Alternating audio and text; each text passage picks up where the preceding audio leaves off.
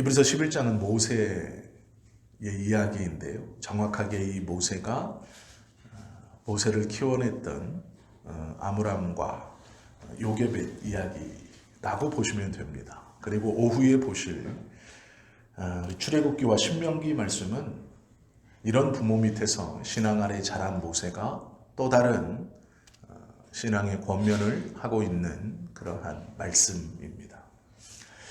아이들을 잘 키우고 싶습니다. 잘 양육하고 싶고 잘 성장시키고 싶고 또 그 아이들로 많은 부모님들은 자신의 자랑으로 삼고 싶어 하는 것이 모든 부모들의 속마음입니다. 자녀가 자랑이 되면 얼마나 좋을까요? 부모의 마음처럼 그러나 모든 자녀들이 그렇게 잘 자라지는 않습니다. 그런데 우리가 좀 한번 생각해 볼 것이 있습니다. 그게 무엇이냐면 자녀를 잘 키웠다라고 할 때 우리는 세상에서 쓸모 있는 사람들을 키워내는 것, 그것이 좀 퍼센테이지가 높아지면 자녀를 잘 키웠다라고 하죠. 제가 어제 결혼식에 갔다 왔습니다. 정말로 귀하고 복된 자리이죠. 그런데 이제 저는 신부 측에 관계가 있어서 갔다 왔는데요. 신랑을 얘기하면서 모든 대부분의 저를 만났던 하객들이 제가 자리에 가만히 원형 테이블에 가만히 앉아 있으니까 하는 말이 있어요. 신부 측이 이쪽에 앉고 신랑 측이 이제 저쪽에 앉았는데요. 신부 측에서 하는 말입니다. 대부분의 사람들이 뭐라 그러냐면 신랑이 26이래. 신부보다 5살이나 6살이 어리대. 이런 얘기를 하더라고요. 나이가 어리다라는 얘기가 첫 번째였고요. 두 번째 얘기가 연세대를 나왔대. 이거였어요. 세 번째가 국민일보 기자래. 제일 많이 수구되는 것이 그거였어요. 26이고 연세대를 나오고 국민일보 기자다라는 거였어요. 제가 앉아있으면서 신부 측과 관계가 그러니까 신부와 관계가 있는 친구 같아요. 이 나이대를 보니까 비슷한 나이예요. 신부가 31살이었고 이제 그 친구들 같은데 제가 이제 주책 없이 그 8개 의자 중 하나에 앉은 거예요. 모르고 안 앉았어야 되는데 그 자리에 그냥 앉은 거예요. 주책이 없었죠. 나중에 보니까 제가 앉을 자리가 아닌데 거기 앉았는데 이제 7명은 다 신부 친구들이. 그래서 뻘쭘하게 한마디도 못하고 가만히 있어서 이제 듣기만 했습니다. 그런데 하는 말이 그거예요. 26이다. 연세대를 나왔다. 국민일보 기자다. 그러고 나서 하는 말이 뭐냐면 아유 잘 물었네. 이렇게 말씀하시죠. 잘 물었네. 부인은 즉 신부 측은 31살에 목사가 되기 위해서 신학대학원 2학년에 재학 중입니다. 나머지는 없어요. 내놓을 건 아무것도 없습니다. 그렇게 말합니다. 그리고 나서 잘 물었네 이렇게 말하더라고요. 제가 웃었어요. 그리고 조금 다른 얘기가 나올 줄 알았어요. 친구들이니까 적어도 그 남편의 인간됨이나 어떠한 부분들이 나올 줄 알았는데 그냥 그 얘기예요. 연세대 나왔다는 거, 26이라는 거, 국민일보 기자라는 거. 그래서 제가 신랑에 대한 정보를 딱 그거 3개 듣고 왔습니다. 사람이 착한지 뭐 인간성이 어떤지는 말하지 않더라고요. 그럼 못 들었어요. 근데 돌아와서 말씀을 준비하면서 그런 생각을 했습니다. 그 생각이 나는 거예요. 우리가 누군가를 참 좋다. 부모의 입장에서도 내 자식을 어디다 내놓아서 부끄럽지 않다라고 말할 때의 기준이 있습니다. 세상에 유용한 사람인가? 사회적으로 좀 인정받는 사람인가가 참 중요해요.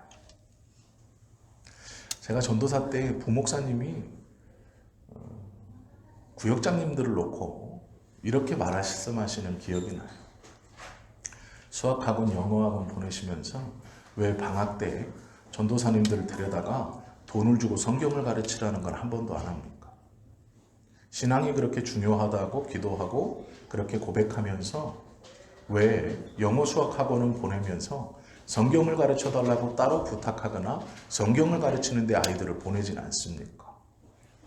수학을 잘하고 영어를 잘해서 좋은 성적을 받아 세상의 기준으로 좋은 사람이 되어 다른 사람 앞에 자랑할 것이 많은 아이들로 키우고 싶어 하면서 왜 성경은 가르치지 않습니까? 이렇게 말하더라고요. 구역장님들한테. 그때는 제가 그것이 무슨 말인지 몰랐어요. 당연히 영어 수학 학원은 돈을 주고 보내야 하는 것이고 성경을 돈을 주고 배운다? 그렇게까지 해야 되나라는 생각을 했습니다. 그런데 잘 생각하면 저는 돈을 주고 성경을 배우고 있더라고요. 비싼 등록금을 내면서 성경을 배웠죠. 신앙인으로서 자라가는 것이 그렇게 중요합니다. 하나님 앞에 서는 것이 중요합니다라고 우리가 말은 하지만 정말로 그렇게 생각하는가? 그것을 한번 고민해 보아야 한다라는 것이죠. 성경에 기록된 모세는 유대인들의 전승에 태어나는 이야기가 있습니다. 이 성경에는 기록되어 있지 않은데요. 판관기라고 하는 다른 예전에는 가톨릭에서도 보았고 여호와의 증인 그리고 몰몬교 이 사람들이 보는 성경이 있습니다. 그 성경에 판관기라는 우리로 말하면 출애굽기와 같은 이야기가 있어요. 그리고 이 판관기와 함께 판관기의 모태가 되는 외경 중에 모세의 이야기가 적혀 있는 성경에는 들어오지 못했지만 유대인들이 읽고 있는 경전이 있습니다. 우리는 이것을 외경이라고 말합니다. 성경 밖에 있는 거룩한 글이라고 하는데요. 이 글들 중에 모세가 태어나는 일화의 이야기가 있습니다. 그게 무엇이냐면 바로가 히브리인의 모든 아이들을 죽인다라고 공포하자 이 모세의 아버지 아무람이 그것에 대해서 겁을 먹습니다. 왜 그러냐면 성경에 가만히 보시면 모세에게는 이미 형이 있었습니다. 그리고 누나도 있습니다. 자신의 입장에서 자기는 아들이 하나 있고 딸이 하나 있었는데 이 모세와 형과 누나는 나이 차이가 좀 많이 납니다. 그래서 바로가 모든 새로 태어나는 남자아이들을 죽여라 라고 했을 때 이 아므람이 그 명령에 겁을 먹고 집안을 지키기 위해서 아내인 요게벳과 동침을 하지 않습니다. 일부러 아이를 갖지 않기 위해서 조심을 합니다. 그리고 이제 한 집에는 살지만 동침하지 않아요. 그런데 이게 얼마나 위험한 일이냐면 유대인들의 입장에서 이스라엘 백성들의 입장에서 애굽에 끌려와 종살이를 하는 이들의 입장에서도 계속해서 자신들의 히브리어 언어를 사용하면서 지켜가는 것이 뭐였냐면 여호와 신앙이었습니다. 유일신. 다신교 국가인 애굽에서 여호와 신앙을 지켜가면서 자신들만의 고유 언어인 히브리어를 쓰고 또 하나님께서 그들에게 주신 단 하나의 명령 생육하고 번성하라 라는 것을 지켜가기 위해서 유대인들은 아이들을 낳는 것을 기쁘게 여겼습니다. 왜 그러냐면 선지자들의 말과 그래도 자녀들은 장수의 화살통에 있는 살과 같다 라는 말을 믿고 붙들고 있기 때문이죠. 즉 자녀가 많은 것은 하나님의 복이었습니다. 그런데 아므람이 이 이야기를 듣고 가정을 지키고 이것을 좀 보호하고자 아내와 별거를 했습니다. 잠자리를 하지 않았죠. 그렇게 3년이 지났습니다. 그런데 누나인 미리암이 자신의 아버지에게 어느 날 이야기하기를 어젯밤 꿈에 천사가 저에게 나타났습니다. 그래서 아버지에게 전해주라는 말이 있습니다. 그러면서 뭐라고 그랬냐면 어머니와 동침하기를 겁내지 마십시오. 아이가 태어날 것인데 그 아이는 하나님께서 이 땅에 보내신 아이입니다. 라고 딸이 아버지에게 얘기를 합니다. 그리고 아버지가 그 말을 듣고 잠자리를 같이 해서 낳은 아들이 모세다라는 이야기가 있습니다. 이것이 성경에는 없지만 성경에 포함되어 있지 않는 거룩한 글, 그래서 외경이라고 부르는 일에 쓰여져 있는 모세의 출생 이야기입니다. 이것이 정말인지 아닌지는 모릅니다. 그리고 대부분의 학자들은 이것을 신뢰하지는 않습니다. 그러나 이야기 중 하나이죠.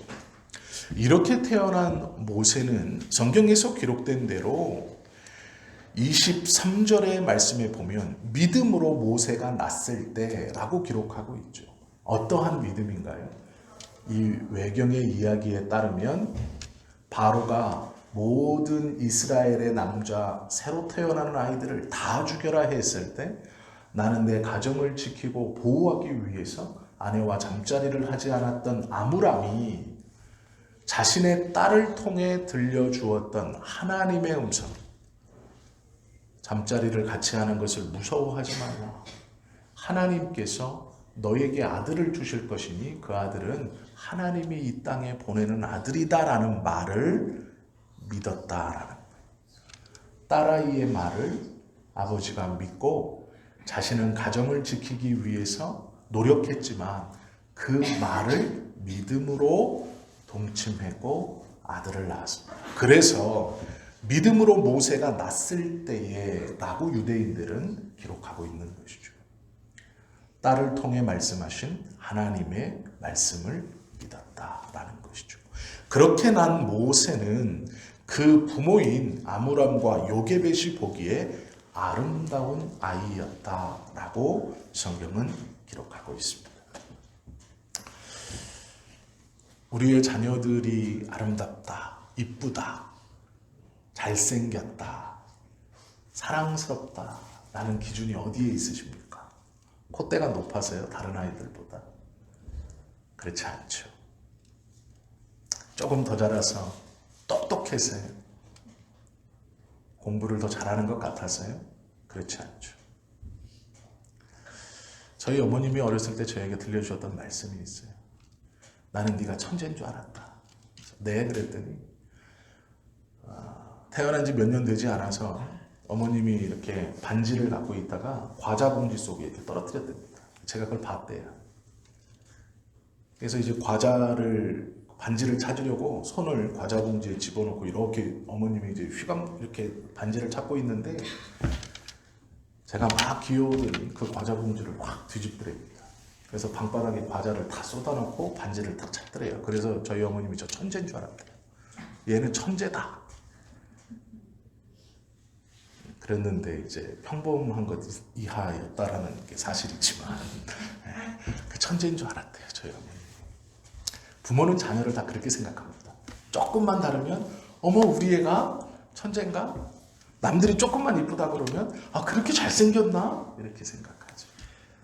그런데 우리가 잘 생각해 보셔야 돼요. 내가 내 아이를 이뻐하는 기준이 무엇인가?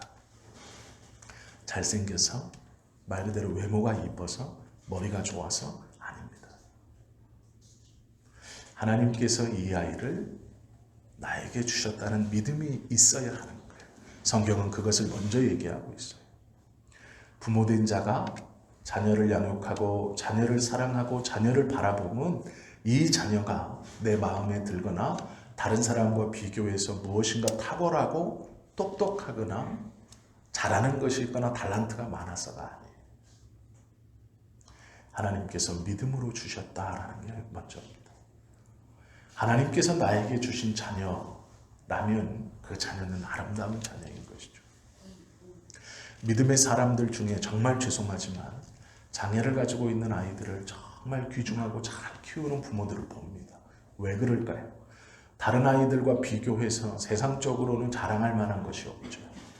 그러나 그 부모에게 그 아이는 세상에 누구보다도 사랑스럽고 세상에 누구보다도 귀하고 잘 양육하는 것을 봅니다. 최선을 다하죠. 왜요? 그 마음속에 이 아이를 하나님이 나에게 주셨다라는 마음이 있기 때문입니다. 이 마음이 먼저입니다. 우리가 자녀를 양육하며 가져야 되는 첫 번째 마음은 하나님께서 이 아이를 나에게 주셨다라는 것이죠. 하나님이 주셨기 때문에 우리는 대리 부모입니다. 대리 아빠이고 대리 엄마이죠. 그러나 나를 통해 이 땅에 보내시고 하나님께서 이 아이를 당신의 것이라고 말씀하신다라는 것이죠. 믿음으로 태어난 모세는 그 부모가 보기에 아름다웠다. 모세가 잘나서가 아니고요. 그 믿음이 있었기 때문입니다. 우리가 자녀들을 바라보면서 하나님이 나에게 주신 그 믿음이 있어야 자녀의 진짜 아름다움을 볼 수 있는 것이죠. 하나님께서 나에게 주셨다는 마음이 있기 때문에 석 달을 바로의 군사들의 눈을 피해서 숨겨 키우는 모험을 감행할 수 있었던 겁니다. 바로의 명령은 지엄했습니다. 무서웠죠. 그냥 일반적인 것이 아니었습니다. 바로는 2번이나 이 이야기를 합니다. 출애굽기 1장 16절에 보면 이렇게 말하죠. 이르되 너희는, 이거는 히브리 아이들을 받아내는 산파들에게 하는 말입니다. 이르되 너희 산파들은 히브리 여인을 위하여 해산을 도울 때에 그 자리를 살펴서 아들이거든 그를 죽이고 딸이거든 살려두라. 이것이 바로의 명령이었습니다. 이렇게 한 번 한 것이 아니고요. 곧 출애굽기 1장 22절에 보면 그러므로 바로가 이제는 그의 모든 백성에게 명령하여 이라고 말합니다. 이스라엘 사람이나 애굽 사람이나 애굽에 들어와 있는 모든 이방인 누구라도 애굽에 있는 모든 백성에게 명령하여 이르되 아들이 태어나거든 너희는 그를 나일강에 던지고 딸이거든 살려두라 명령합니다. 처음에는 히브리인들을 상대로 아이 받는 것을 도와주는 히브리 산파들에게 명령했습니다. 그런데 곧이어서 애굽에 있는 모든 백성들에게 이스라엘의 아이들을 보거든 죽여라라고 말합니다. 손으로 직접 죽일 필요도 없고 사람이 사람을 죽이는 건 쉽지 않죠. 특히 아이들을 죽이는 건 쉽지 않습니다. 그러니 뭐라고 말하냐면 나일강에 던져버려라 이렇게 얘기합니다. 상상해 보시면 돼요. 내가 히브리인입니다. 태어난 아이를 안고 가고 있어요. 그런데 다른 사람이 그걸 보면 그 아이를 뺏어다가 아무라도 그 아이를 뺏어다가 나일강에 던져버릴 수 있다라는 것이죠. 이 명령 앞에서 아므람은 3개월 동안 아이를 숨겨두고 키웁니다. 왜요? 믿음이 있었기 때문이죠. 하나님이 주셨다라는 것이죠. 자식이 하나님의 인물이 된다. 하나님께서 나에게 주셨다라는 믿음이 있을 때 이 생명을 거는 자신의 모든 것을 거는 이 믿음의 일을 행할 수 있는 것이죠. 이것이 부모가 모세에게 보여준 첫 번째 믿음의 행위입니다. 나는 너를 외모가 이뻐서 달란트가 많아서 공부를 잘해서가 아니라 하나님이 나에게 주셨기 때문에 너를 사랑하고 너를 아름답게 여긴다라는 것이죠. 이것이 첫 번째고, 두 번째는 그 믿음으로 사회적인 핍박 속에서 이 아이를 포기하지 않고 붙들고 있었다라는 것이죠. 우리가 자녀들을 사랑할 때 내 자식으로만 사랑해서는 안 됩니다. 하나님께서 나에게 주셨다라는 믿음이 있어야 하죠. 그러면 조금 여유로울 수 있습니다. 어느 날 저희 큰딸이 저에게 전화를 했습니다. 아빠, 고등학교를 그만 다니고 싶어요. 정규교육을 꼭 받아야 한다고 생각했던 저에게 이건 청천벽력 같은 일이었습니다. 고등학교를 그만둔다. 뭐 해먹고 살려고 그러지? 특별히 다 아시지만 저희 딸은 큰 재능이 없습니다. 평범합니다. 절 닮아서. 뭐 별로 그렇게 잘하는 것도 없습니다. 그런데 전화해서 한다는 얘기가 고등학교를 그만 다니고 싶어요. 제가 물어봤습니다. 통보냐? 의견을 구하는 거냐? 그랬더니 통보예요. 이미 그만두고 저에게 얘기하는. 속에서 정말 화가 났습니다. 고등학교를 그만둔다라는 것이 어떻게 인생을 살아가려고 그러느냐라는 생각이 막 올라오는 거예요. 그런데 그와 함께 그런 생각도 드는 거예요. 지금까지 아이들을 위해서 하나님 앞에 기도했는데 하나님이 분명히 원하시는 바가 있을 거다. 그래서 화를 억누르고요. 이렇게 얘기했어요. 그래, 좋다. 학교를 그만두어라. 그리고 네가 하고 싶은 걸 찾아라. 그런데 20살까지만이다. 그게 약 2년이었습니다. 시간이. 20살이 돼도 네가 하고 싶은 걸 해봤는데 잘 안 되면 그때는 아빠한테 맡겨야 된다. 아빠를 믿어야 된다. 20살까지 하다가 안 되면 아빠 말을 들어라. 그렇게 얘기했죠. 알았대요. 네가 하고 싶은 걸 해라. 그렇게 말했습니다. 6개월이 지나니까요. 연락이 왔어요. 검정고시 합격해서 고등학교 졸업을 했어요. 그런데 믿음이 탁 하는 거예요. 아, 그래요? 아무것도 못할 줄 알았는데 6개월 만에 검정고시를 해서 고등학교를 졸업했다는 연락이 왔어요. 아, 내가 이 아이를 어떻게 생각하고 있었는가 돌아봤습니다. 그리고 기도했어요. 믿을만 합니다, 하나님. 감사합니다. 그리고 1년 반이 지났습니다. 대학에 가야 돼요. 저는 걱정이 됐죠. 검정고시로 갈 수 있는 대학. 검정고시를 통해서 제일 잘 갈 수 있는 대학. 어딜까를 찾아봤습니다. 그랬는데 뜬금없이 중국으로 가려고 준비하고 있어요. 라고 하면서 중국이 지금 원서를 집어넣습니다. 들어가고 싶은 대학은 중국에서 건축으로 제일 유명한 대학이고 상해에서 1시간 정도 떨어져 있는 대학이고 중국 국립대학이에요. 동제대학교라는 학교인데요. 중국에서 6번째로 생긴 대학입니다. 1907년도에 생겨서 중국이 지금 이렇게 도시개발에 굉장히 이렇게 열심을 쏟고 있는데요. 그쪽에서는 제일 유명한 대학이에요. 그래서 할 수 있겠느냐라고 물었고 할 수 있다고 대답을 들었어요. 알았다라고 지금 기도하고 있습니다. 그러니까 합격자 발표는 아직 안 났어요. 원서를 넣었는데 돼도 되고 안 돼도 됩니다. 왜 그러냐면 열심히 준비했기 때문에 되면 감사한 일이고 안 돼도 분명히 하나님이 다른 길을 준비해 주셨을 거라고 저는 생각합니다. 더 좋은 곳을. 그래서 지금 기도하고 있어요. 그렇게 조금 여유로울 수 있었던 이유가 처음에 들었을 때 화가 났지만 그동안 기도했기 때문에 하나님 앞에 자녀를 놓고 이들의 인생을 하나님이 책임져 주셔야지 저는 하지 못합니다. 라고 기도했기 때문에 그 기도 때문에 우리가 자녀를 키우면서 자녀들에게 보여줘야 하고 말로 또 행동으로 그들에게 알게 해야 되는 것이 무엇이냐면 너희는 내 자녀이면서 하나님의 자녀라는 거예요. 내 자랑이기 이전에 하나님의 자랑이 되어야 돼요. 부모의 믿음으로 나는 것 하나님이 나에게 주셨다라는 이 믿음이 있을 때 그 여유로움을 좀 가질 수 있을 것 같습니다. 그들은 이 믿음으로 모험을 합니다. 그 모험이 뭘까요? 나일강의 아이를 버리는 일이에요.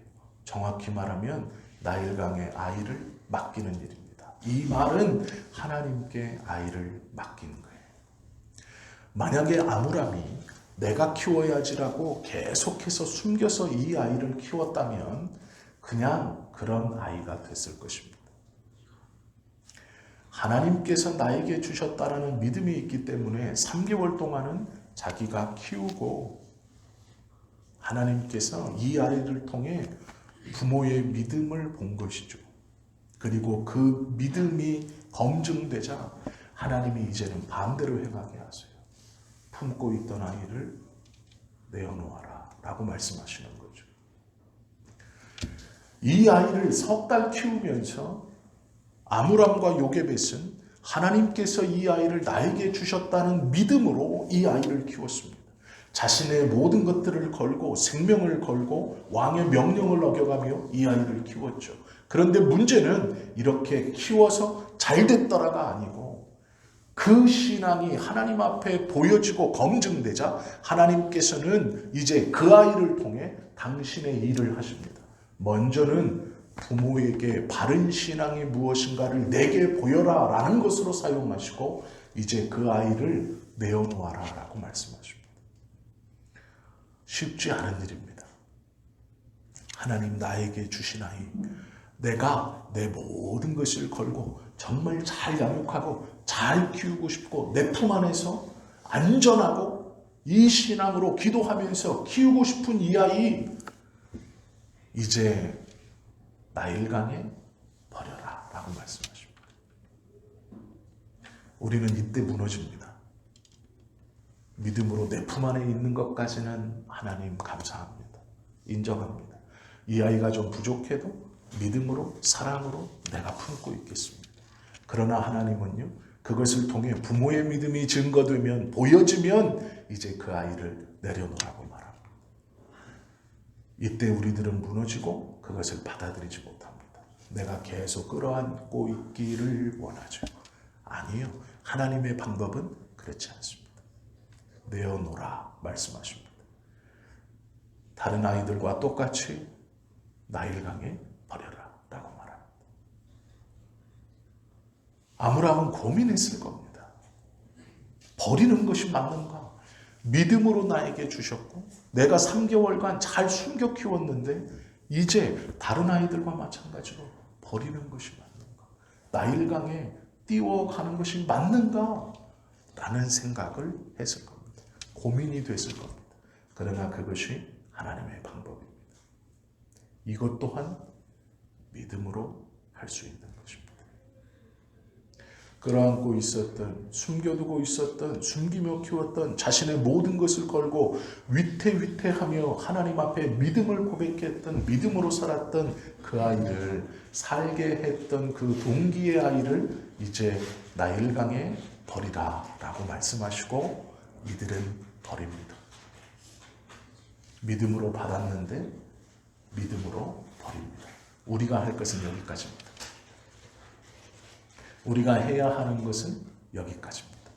믿음으로 버리는 것까지입니다. 이곳에서 부모들은 무너집니다. 이렇게 행동하지 못합니다. 내가 보호 안 하면 누가 지켜줄 것인가? 그렇다면 모세는 그냥 평범한 아이가 되었을 것입니다. 아니면 그냥 아브라함의 아들로서 일생을 마쳤을 겁니다. 부모는 자식을 위해 생명도 버릴 수 있는 사람들입니다. 모세의 부모도 마찬가지였습니다. 그 마음을 가지고 이 아이를 버리는 것이죠. 우리가 자녀를 사랑하되 어떻게 사랑하는가가 중요합니다. 하나님께서 원하시는 것이 무엇인가가 중요하죠. 이 자녀의 소유권과 이 자녀가 누구의 것인가를 분명히 아는 것이 중요합니다. 어떤 부모는 자식을 사랑하여 잘 양육해 키우면서 고집센 아이로 만듭니다. 버릇없는 아이로 만듭니다. 또 능력이 없는 자녀로 키웁니다. 끌어안고만 있을 때 일어나는 일입니다. 자녀를 죽을 만큼 사랑하면서 어떤 교육을 하고 어떤 헌신을 하십니까? 무엇을 보여주고 있는가라는 것이죠. 사무엘의 어머니 한나도 아이를 갖고 싶어 했습니다. 성전에 나와 기도했습니다. 그것이 얼마나 간절했는지 지나가던 엘리 제사장이 그 한나의 기도를 보고 꾸짖습니다. 어찌하여 여인이 술을 먹고 성전에 들어와서 거룩한 성전을 더럽히느냐라고 꾸중합니다. 그때 한나가 울며 자신의 이야기를 하죠. 그렇지 않습니다. 제가 술을 먹은 것이 아닙니다. 저는 누구의 아내이며 남편이 참 사랑하지만 자녀가 없어 지금 하나님 앞에 그 자녀를 달라고 간절히 기도하고 있었습니다.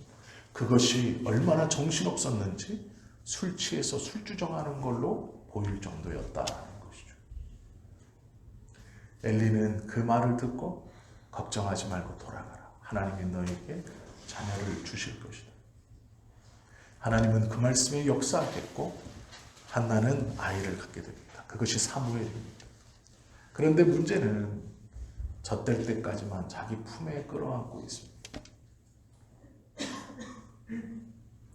하나님이 주셨다는 확신 가운데 자신의 젖을 물려 키우던 그 사무엘을 젖될 때가 되자 계속 끌어안고 키우는 것이 아니고요. 성전에 밀어넣습니다. 엘리에게 밀어넣습니다. 이것이 믿음입니다. 내가 계속 키워서 정성스럽게 양육해서 잘 키우는 것이 부모의 마음이지만 젖이 떼어지자 하나님께 맡깁니다. 성전에 맡깁니다. 엘리에게 맡깁니다. 엘리는 나이가 많은 제사장입니다. 자기 아이를 자기보다 잘 양육해 줄 리가 없죠. 여성도 아니고 더군다나 나이 많은 노인 남자입니다. 우리가 다 아는 것처럼 엘리에게는 두 아들이 있습니다. 두 아들이 어떻게 컸는지를 다 압니다. 한나가 엘리의 두 아들들을 모르겠습니까? 아니죠. 엘리가 어떤 아버지인지 모르겠습니까? 아니죠. 엘리가 그 두 아들을 어떻게 양육하고 그 두 아들이 어떻게 컸는지를 모르겠습니까? 다 알고 있습니다. 그런데도 맡깁니다. 그것이 하나님이 원하시는 믿음이었기 때문이죠.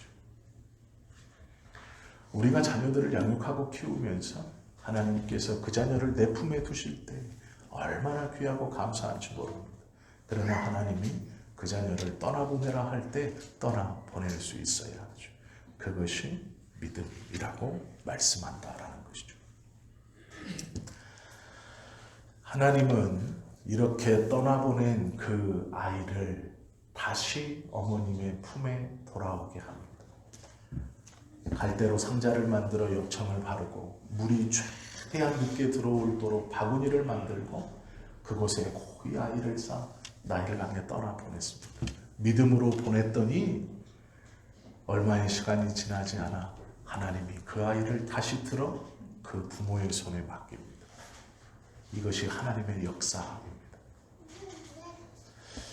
그러나 우리가 성경의 말씀을 읽으시고 내가 보내면 다시 돌려주니까 보내야지. 그러면 하나님이 주시겠지. 다시 돌려주겠지. 그래서 남의 돈 가지고 잘 키워야지. 모세는 그랬으니까. 꼭 이렇게 되라는 보장은 없습니다. 그거 생각하시고 막 내보내면 안 됩니다. 중요한 건 하나님의 뜻대로예요. 하나님의 뜻이 아니고 내가 오늘 말씀을 들었는데 그래야 된대. 내가 품었으니까 야 이제 좀 힘도 들고 귀찮고 너 나가 내보내. 너 어디 집에 있어. 너 아니면 어디 뭐 믿음의 학교나 뭐 이런 데 기숙학교에 가. 그러면은 이제 잘 남의 돈으로 양육 잘 시켜가지고 나한테 짠 이렇게. 아니에요. 그거 아니에요. 지금 제가 원리만 설명해 드립니다. 성경의 원리를 이야기해 드립니다. 그렇게 생때 같은 아이를 나일강에 떠나 보냈더니 하나님이 그 아이를 다시 부모에게 주시죠. 그리고 그 부모는 이 아이를 처음 가졌을 때처럼 여전한 믿음으로 왕의 공주의 양자가 되어 있는 이 아들에게 히브리인의 교육을 시킵니다. 유일신을 알려드리고 하나님을 가르치고 믿음을 가르칩니다. 이스라엘 백성들의 이야기들을 가르쳐주고 유모가 된 이 부모는 여전히 아이에게 하나님께서 당신들의 민족에게 자기들에게 역사하셨던 너에게 역사하셨던 그 하나님을 가르칩니다. 우리가 다 아는 것처럼 이 아이는 이스라엘을 출애굽시키는 놀라운 지도자로 성장합니다. 이것이 믿음을 가진 부모가 아이를 교육하고 하나님께서 믿음을 가진 부모에게 원하시는 양육의 방법입니다. 우리는 우리의 아이를 하나님이 주셨다라는 믿음을 갖고 있어야 해요. 그래야 어떠한 환경적 어려움이나 어떠한 상황적 아픔에도 그 아이를 품고 있을 수 있습니다. 포기하지 않을 수 있어요. 하나님이 나에게 주셨기 때문입니다. 그러나 때가 되면 그 아이를 내보내야 합니다. 이것 또한 하나님의 뜻 안에서 이루어져야 합니다. 과감히 그 아이를 내려놓을 수 있어야 합니다. 하나님께 맡기고 내 품에서 내 손에서 놓아야 합니다. 그러면 하나님이 그 아이를 다시 돌아오게 내 품 안으로 돌아올 수 있도록 허락해 주실 것입니다. 이 믿음의 신앙의 시간을 보낸 그 아이는 커 하나님의 귀한 종이 되는 것이고 하나님께서 쓰시는 귀한 믿음의 사람이 되는 것이죠. 모두 다 우리는 아이들을 잘 키우고 싶어 합니다. 우리의 마음속에 어떠한 마음이 있어야 하는가? 그리고 나는 지금 우리의 자녀를 어떻게 대하고 어떻게 바라봐야 하는가? 그것은 기도하지 않으면 알 수 없고 하나님의 뜻 그 안에서 찾아가려고 몸부림치지 않으면 알 수 없습니다. 내 경험과 주변의 이야기로는 하나님께서 나에게 원하시는 온전한 아이를 양육하는 삶을 살아갈 수 없습니다. 우리는 모두 부모이고 부모가 될 것이고 부모였던 사람들입니다. 우리의 마음속에 하나님께서 기뻐하시는 부모의 마음가짐, 그것이 무엇일까? 내가 내 자녀를 어떻게 바라보고 어떻게 대하고 어떻게 붙들고 어떻게 놓아야 하고 어떻게 다시 맞이해야 하는가를 이 시간 온전히 깨닫기를 원합니다. 공부만 잘한다고 잘난 자식이 아니죠. 재능만 뛰어나다고 좋은 사람이 아닙니다. 현명한 부모이고 믿음의 부모라면 그 아이에게 부모로서 어떠한 것을 먼저 보여줘야 하는가? 내가 내 아이를 대함에 있어서 어떠한 것으로 먼저 다가가야 하는가를 알 수 있는 말씀이죠. 하나님께서 믿는 사람에게 주신 자식은 장사의 수중에 있는 화살과 같다 말씀하십니다. 자녀는 복입니다. 그 자녀는 우리의 복입니다. 하나님이 주신 복 중 하나이죠. 귀하게 여기십시오. 귀한 자녀들입니다. 그 자녀 때문에 힘들고 어려워도 그 자녀는 하나님의 복입니다. 결국 하나님께서 그 자녀를 통해 나의 마음의 기쁨과 평강을 허락해 주실 것입니다. 아이를 갖기 원하신다면, 그리고 아직 아이가 없다면 기도하십시오. 하나님, 내가 믿음으로 그 아이를 기대하며 기도하기를, 그리고 준비해가는 사람이 되게 해 주십시오. 양육하고 있다면 이제 그 아이를 바라보는 시각이 믿음의 시각으로 바뀌어서 아므람과 요게벳과 같은 믿음을 가지고 자녀를 양육할 수 있는 부모로서 온전한 바른 믿음으로 아이들을 바라보게 해 주십시오. 라고 기도하십시오. 하나님께서 원하시는 이 부모의 마음, 양육의 방향, 이것을 깨달아 주님이 기뻐하시는 귀한 하나님의 대리자로서의 부모의 역할을 잘 감당하시는 우리 모두가 되시기를 예수님의 이름으로 축원합니다. 기도드립니다.